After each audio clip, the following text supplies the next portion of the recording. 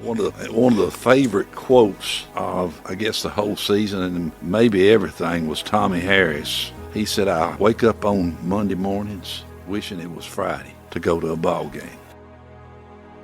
Legendary. An adjective with a very diverse application. That's because a legend can take on many forms. Legends can refer to events or people, both real and mythical. What does it mean to be legendary? If you were to open up your favorite internet browser and search for the definition, you will find that legendary has two meanings. One of them is of described in or based on legends. For example, one of the most famous legends in world history refers to the Greek Roman hero Hercules. Hercules was born mortal, but he also had the strength of a god, taking after his father Zeus. He exemplifies many traits of classical mythological heroes, meaning that every triumph was met with tragedy and vice versa. Hercules' greatest achievement as a hero would probably be the 12 labors. These were great feats of strength and cunning, which only Hercules could possibly succeed in completing. He was met with adversity and resistance in many forms. Yet, Hercules was able to overcome each trial, culminating in a final challenge where he fought and captured Cerberus, Hades' watchdog of the underworld. After this, Hercules was able to earn his great prize, a prize which meant everything to him. What might that prize be, you ask? It wasn't a trophy or a belt or some great armor. For Hercules, his great prize was much simpler. It was forgiveness. You see, before the trials, Hercules was tricked by one of the gods into a blind rage. A rage that culminated in Hercules accidentally killing his own family. The triumph of the legend of Hercules was actually born of a failure to be the hero and overcome adversity. Before Hercules could triumph, he had to lose. On November 11th, 1983, the Marshall County Tigers football team watched as Portland High School lined up to kick a potential game-winning field goal with 2 seconds left in the regulation. The score was tied 7-7, and the Tigers' ferocious defense had played well all night. With a record of 10-0, the Tigers had turned an expected rebuilding year into an undefeated regular season, defined by tough defense, comebacks, and grit. This had been a storybook season. The ball was snapped and the field goal was kicked through the uprights as time expired. The Tigers watched as the 5-5 Portland High School football team celebrated their 10-7 upset win over the unbeaten Tigers.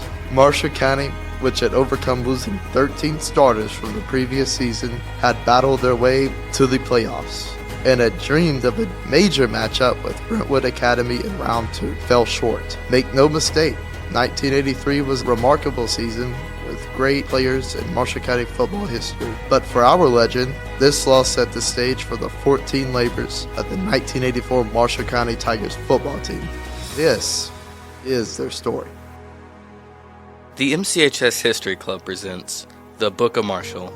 Marshall County, Tennessee, is home to a rich and diverse history. Thank you for joining us as we investigate the past and preserve our stories for the future. The echoes of our past reverberate all the way through today. All that we have to do is listen. Welcome to the Book of Marshall.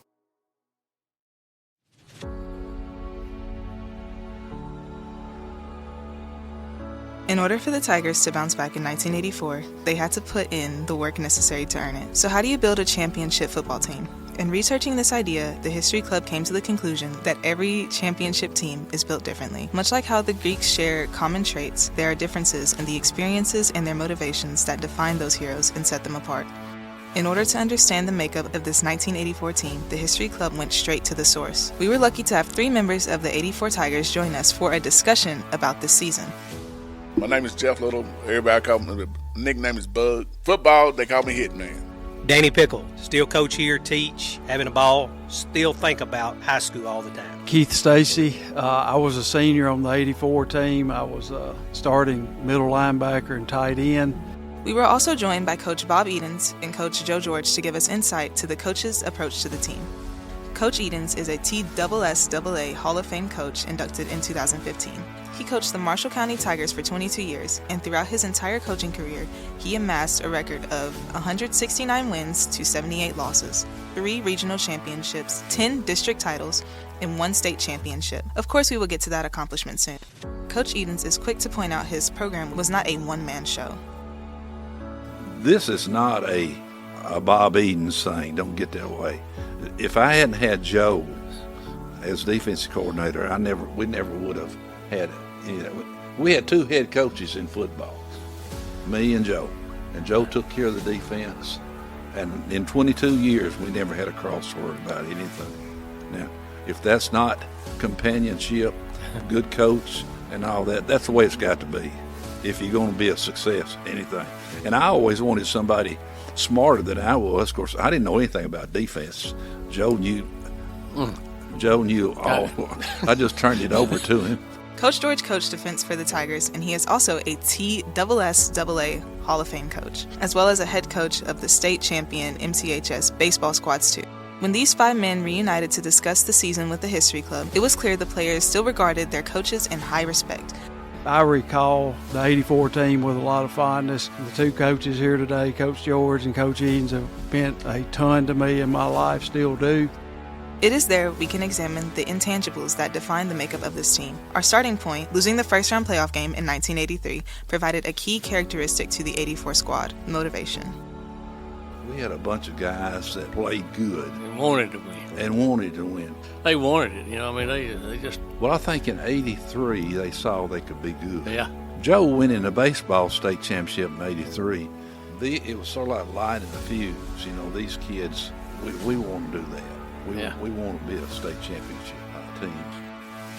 The team found belief in themselves in 1983, and that belief carried over into 1984. This era of Tiger football was also known for their toughness. The coaches and players were fully bought into the idea that championships were won in the off-season. Each practice ended with a trip to the Hill to complete the portion of practice that coaches called the fourth quarter. The theory is simple and widely practiced. The coaches wanted the team to have the hardest practice so that Friday nights felt easy. The hard-hitting practice followed by runs on the hill pushed players to their limits. The hill had a lot to do with it, too. We felt like we could win the first 2 or 3 games just by being in better shape than everybody else. That was we called that the fourth quarter. Mm-hmm. And, we'd get through with practice and everything, and then we run our sprints up and down hill. Yeah, every practice ended with to the hill. And I remember Coach Edens preaching to us that we got to do all this running, guys, because we're going to beat them because we're in better shape. That's how we won a lot of games. You all agree with that? I mean, we talent-wise, it is what it is. We had Rodney, for instance. But after the fact, you realize this is why we did this. The long haul. That's what it is. You're not going to win it today. You got to put in the work, outwork your opponent. It was great to see them how they worked and how they worked on the practice field. Wasn't no talking back. It was business. I'm going to do my job and we're going to get this done. And sometimes when they ran the hill while carrying a teammate on their backs, perhaps even discovered that they had found a new limit. That visual of carrying one another up the hill reveals yet another of the intangible characteristics that this team possessed: togetherness.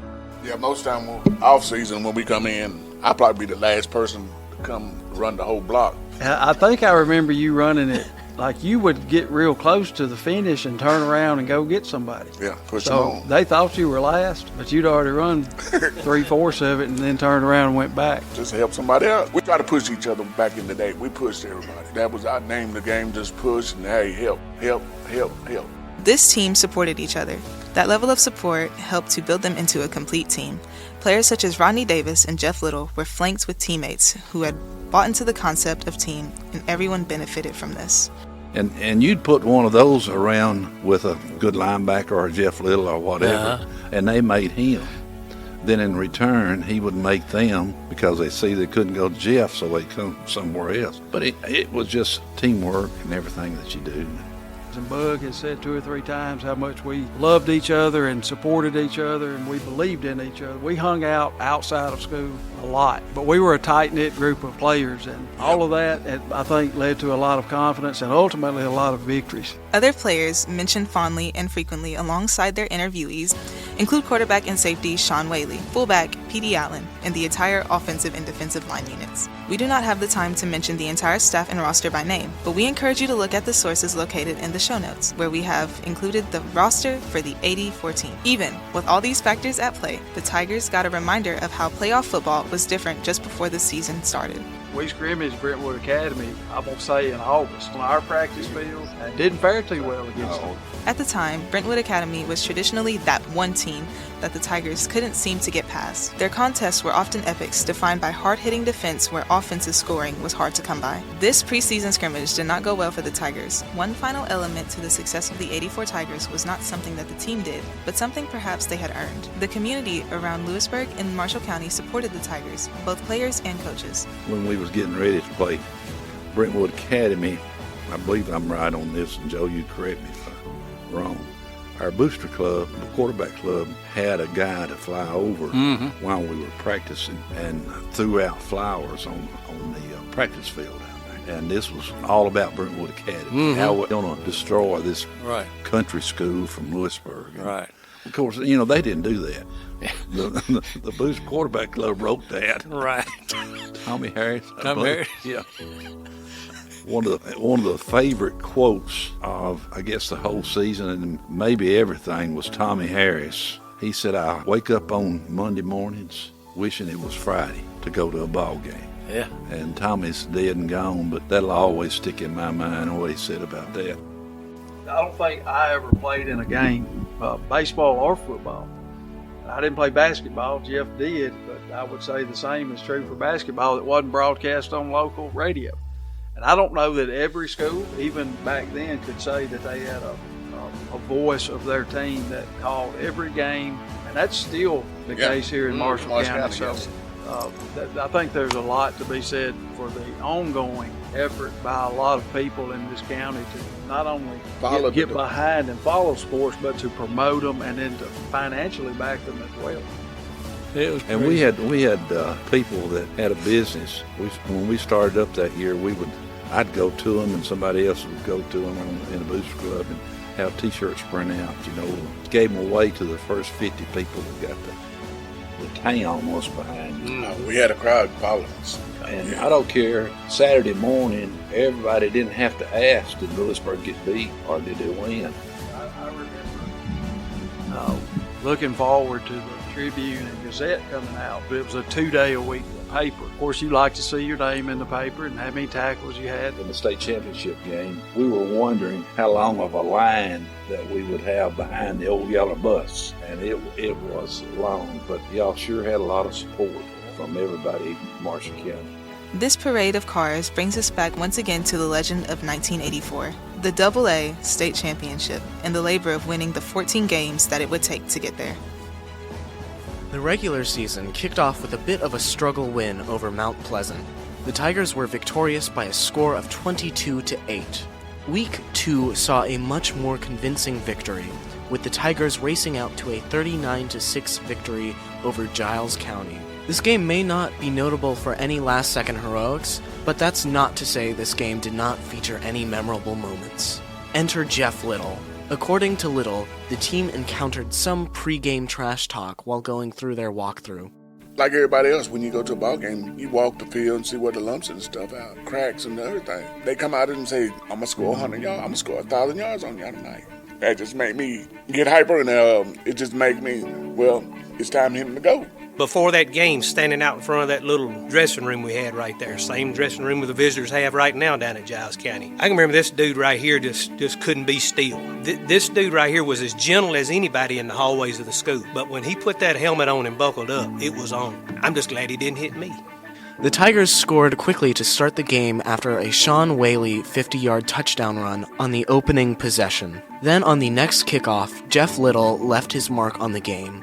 This hit did not merely light a spark to fire the team up. This was an explosion.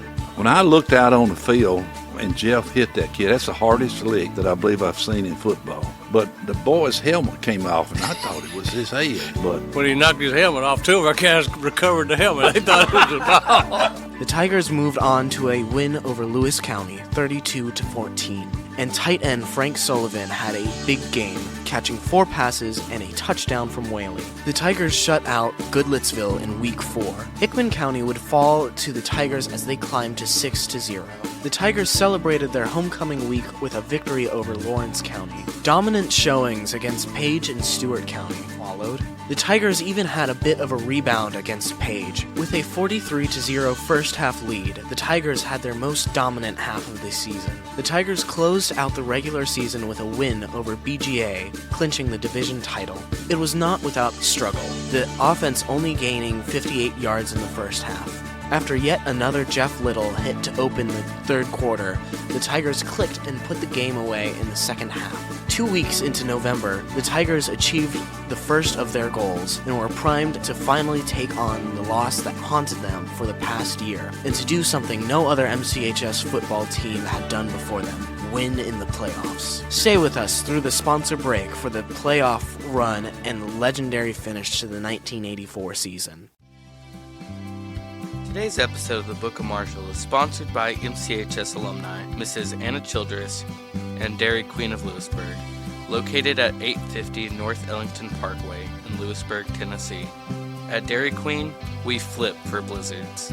The MCHS History Club is dedicated to researching our local history, but we also have a goal of connecting with our greater community. This month, Caden and Emmitt found a minute to discuss the role of economy and local businesses with Greg Lowe, Marshall County's Director of Economic Development. This is Caden Emmitt, a junior at the Marshall County History Club, and I'm here interviewing Greg Lowe. Now, we have a few questions for you. First off, what is the role of an economic and community director? Interesting question. So I like to say pretty much everything is involved in economic development. Primarily, if you break it down, it's really, I try to create an environment where everyone has an opportunity to create wealth for him or herself. That could mean bringing in a new factory that puts people to work. That could mean helping someone take that idea, that business idea, out of their basement or kitchen and bring it to fruition. That might mean doing what we're doing right now, just simply marketing Lewisburg and Marshall County as a good place to live, work, and play. So there's a lot of things that go into economic development, but it's really about creating opportunities. How long have you been in this role?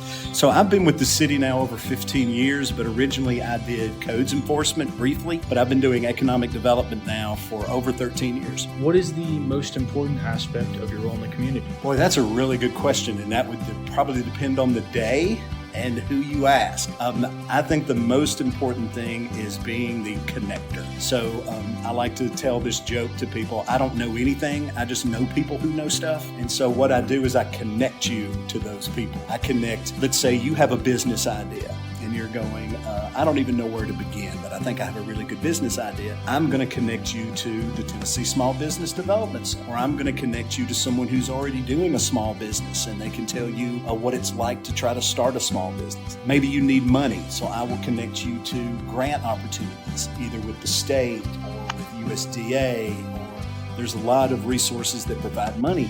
So I would basically do that. So I would say informer and connector. Thank you.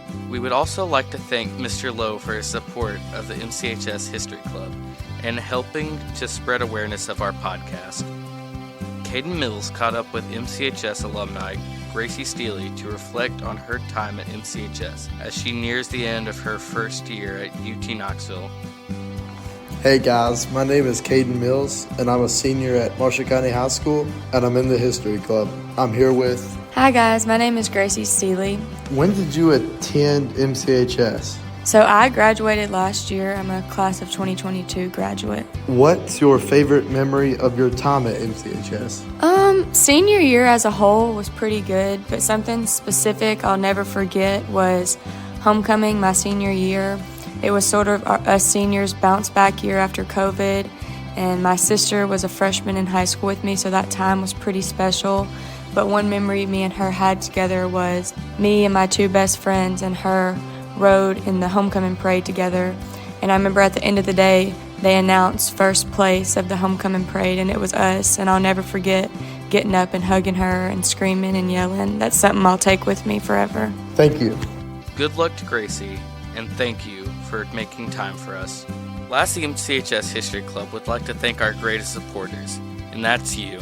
Thank you so much for taking the time to listen. If you like what we are doing, please follow or subscribe to stay up to date on each chapter of the Book of Marshall. And don't forget to leave us a review. We are so thankful for our community and for your support. Now, back to the legend of the 84 Tigers.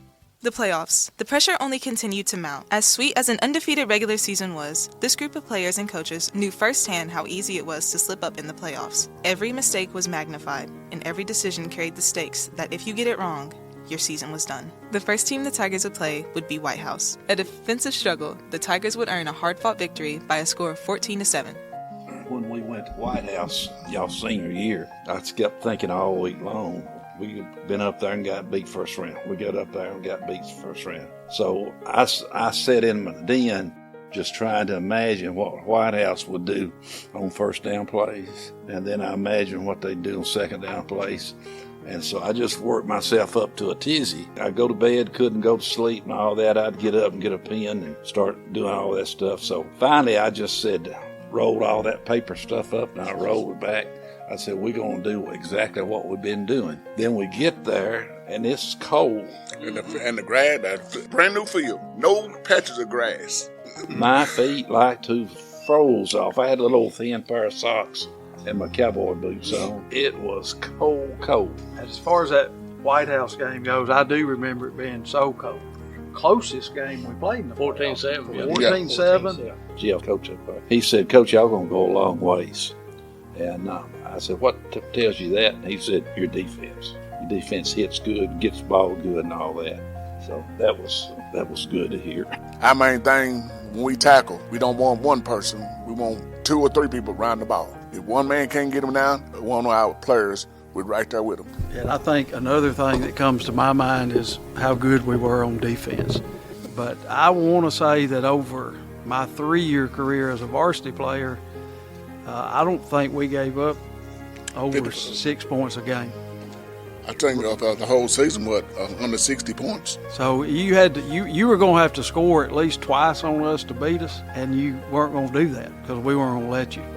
They were a unit, you know. Jeff Little, he was a big hitter and everything. Of course, Rodney played safety, and he, kind of, Brentwood Academy made a mistake one time of throwing in the middle, and Rodney just picked it off. However, the Tigers did not have time to celebrate. They faced Brentwood Academy next. The same Brentwood Academy, if you recall, that had dominated the Tigers in the preseason scrimmage. In his 12 labors, Hercules accomplished many things, but what he is most associated with is slaying the Hydra. See, the Hydra was a mythical beast, similar to a dragon or serpent depending on the version of the story. It had multiple heads, anywhere from 3 to 9. The trick to the Hydra, though, was that if you were to cut off the head of this creature, it would grow 2 or more to replace it. That may have summed up the Tigers' history with Brentwood prior to this. Another defensive struggle ensued, but this time, Ronnie Davis seemed to embody Hercules on the field, as he was a key contributor to all 3 of the scores from the Tigers. As the scoreless first half progressed, it seemed like Brentwood would be the first to score, until Sean Whaley made a tackle in the backfield on a 4th and inches attempt deep into Tiger territory. Davis scooped up the fumble and raced 86 yards for the score. The missed extra point allowed Brentwood to take a 7-6 lead into the final quarter of the game. Davis kicked a field goal for a 9-7 lead, which must have been an excruciating score for the Tigers. The Tiger defense recovered 4 of the 8 fumbles that they forced in the game, but the final one set the stage for the Tigers to ice the game. Ronnie Davis completed a short pass to Frank Sullivan to seal the game. The scoreboard read 16-7, and the Marshall County Tigers have finally defeated Brentwood Academy. It seemed this season was on the verge of being special. The semifinals didn't produce nearly as epic of a follow-up. Milan fell 25-0. According to coaches and players, some of the representatives of Milan made some disparaging remarks about the height of Petey Allen. We had a boy named Petey Allen. Petey was a guy that was, about 5'6", Joe? 5'5", maybe. 5'5", weighed 200 pounds. He was our fullback. He blocked for everybody, tailbacks and all that. Played defensive end some. Yeah. Mm-hmm. He was just good. And they were not impressed with our size as we got off the bus. I've already told them, but I left out a key word. But. Yeah, we had some disparaging remarks from their players as we were getting off the bus. I told Petey, I said, just kind of settle down a little bit. I said, I'm going to give you something that will break their backs. And so I don't know if it's on the first time we scored or the second time we scored. I believe it was second. But we put Rodney, we had a double 8. We put Rodney and had 2 wide outs, 2 tight ends, and put Petey at tailback, walked in. Yeah. He came off the field, and I said, there it is. Boy, that fired our guys up, and they were supposed to lead us 2 touchdowns. I think we beat them 25-0. Take away the championship game, y'all's best ball game that y'all had was Milan. The Tigers moved on to the state championship.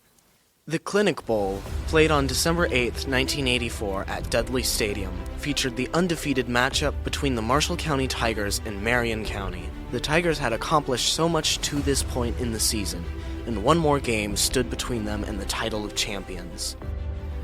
As the first quarter rolled on, the Tigers trailed 3-0 thanks to a field goal by Marion County. Jeff Little, as he often had, provided the spark to get the Tigers going during a slow start. But this time, it was not in the way you would expect.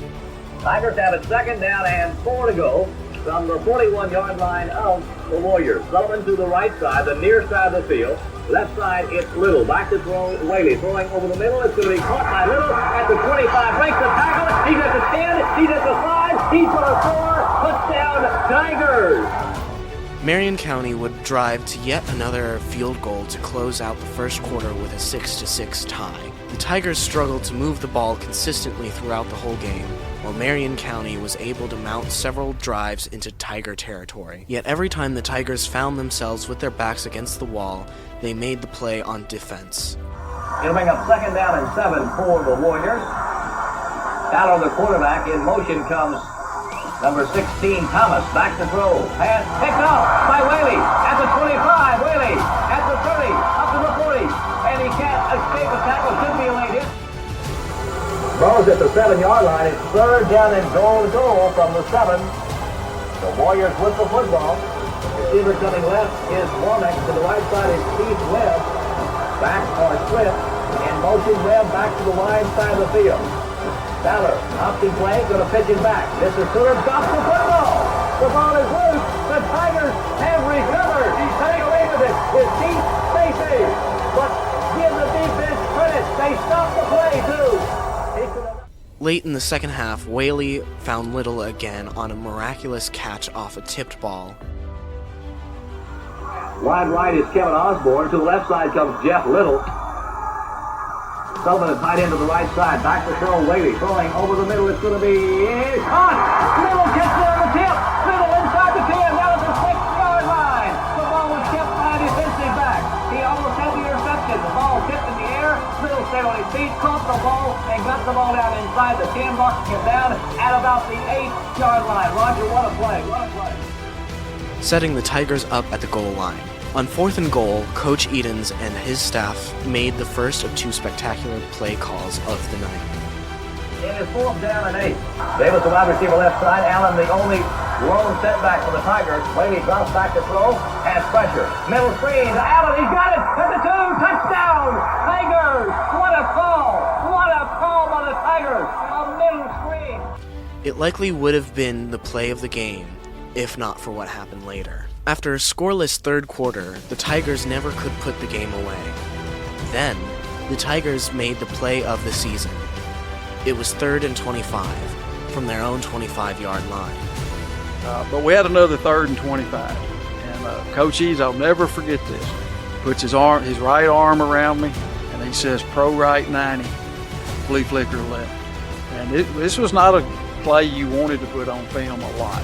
This was a play you ran when you needed 25 yards. My thinking behind that was, we're going to run this. When we punt the ball, we get 10 yards. I carried the play onto the field and gave it to Sean Whaley, our quarterback. It ran like clockwork. I mean, I split wide to the left, and believe me, I'm not a split end. And that was on another split. And hey, next thing you know, hey, Rodney coming down the sideline. Fred Mustang's got it right to the tee. You know, we have 3rd down and 25. Holy cow. What do you call on 3rd down and 25? 3rd and 25 for Marshall County. So what do you play here? What do you call here on 3rd and 25? Osmond goes wide right, safety to the left side. Back are split, Allen and Davis. Whaley dropping back to throw. Those caught back. It's the pitch by Caden. And the the 40, the 35. The race is on. He is going to win the race. Touchdown, Tigers. Rodney Davis. The pass was complete. Holy cow. Holy smoke. Stacy caught the ball lateral back to Davis, and Davis picked up the speed down the sideline, racing it all the way for a touchdown. Marshall County 20, Marion County 6. Rodney, everybody knew that he was going to he's going to make a big play. Intercept a pass, or he's going to make a 80-yard run or 20-yard run or whatever. Keith Stacy caught the 10-yard pass from Whaley, and as the two safeties closed in to tackle him well short of the first down, Rodney Davis came streaking out of the backfield. Stacy timed his lateral perfectly, pitching it backwards to Davis, who was running full speed on the sideline and ran untouched to the end zone. 20-6, with about half of the fourth quarter left. Of course, this was the state championship. Marion County was a fine team, likely with a story of their own just like this one, full of talented players and coaches. They were never going to roll over for the Tigers. They scored a touchdown with a little over a minute left in the game. All the Tigers had to do was recover the onside kick, and they would seal the 20-13 victory and cement their place in legend as state championships. But then, 54 seconds to go in the football game. Tigers lead 20-13. Nobody really did back deep for the Tigers. Davis is standing at his 23-yard line. There's a kick. It's out for the Tigers. Marion County gets the football. Marion County recovers the onside kick. Hold everything, folks. This game isn't over with. Not by a long shot. the Tigers, ready to celebrate for over half the quarter, found themselves taking the field on defense one more time. Suddenly, all of those runs up and down the hill, all of those times they pushed each other, all of the moments their coaches pushed them, hanging out and building chemistry, all of the fans and support from the community, all of the intangibles this team had developed would be called upon to seal this season. The fourth quarter program, designed to give the team the edge they needed to pull out the game, to prove themselves better than their opponents, was tested to the fullest. The defense took the field one final time. They break the huddle. 17 seconds to go. It's third down and 5. Down on the quarterback. Tigers with a 4-man rush. Back to throw Fowler, going to throw the deep one. It's going to be tipped around, intercepted by Whaley at the 15. Whaley with the football at the 20. Throw it down. The clock's going 5 seconds.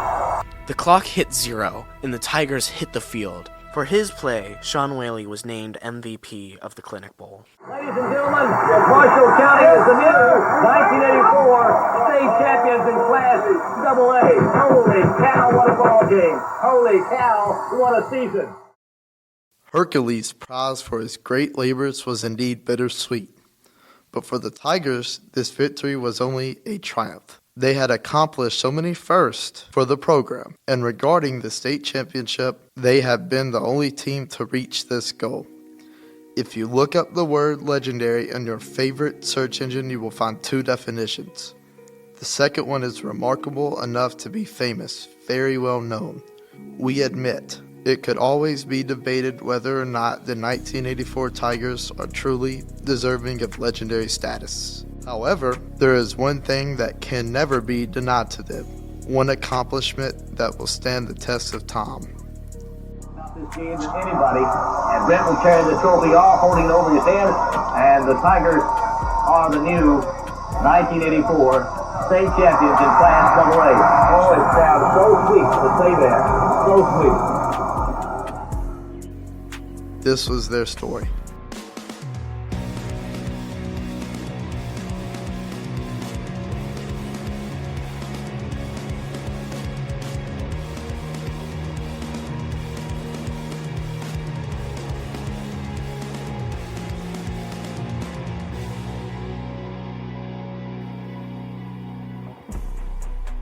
The Book of Marshall, Chapter 2, Legendary.